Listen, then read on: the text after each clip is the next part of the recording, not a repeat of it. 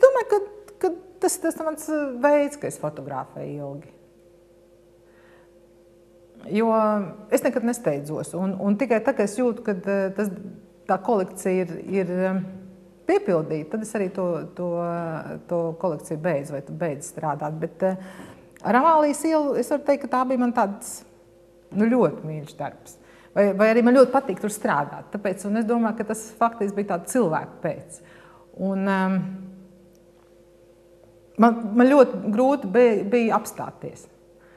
Jo es visus pazinu, un tur atnācu, un tu atnāc kā uz mājām. Tu kā visus pazīsti, tu vien parunājies, un kaut kādi jauni, un tur viss kaut kas notiek. Un bija ļoti grūti pateikt, kad viss es beidzu, bet man bija tik daudz materiāla, ka es sapratu, ka es vienkārši vairs nevaru vairāk bildēt, jo kur es to visu likšu.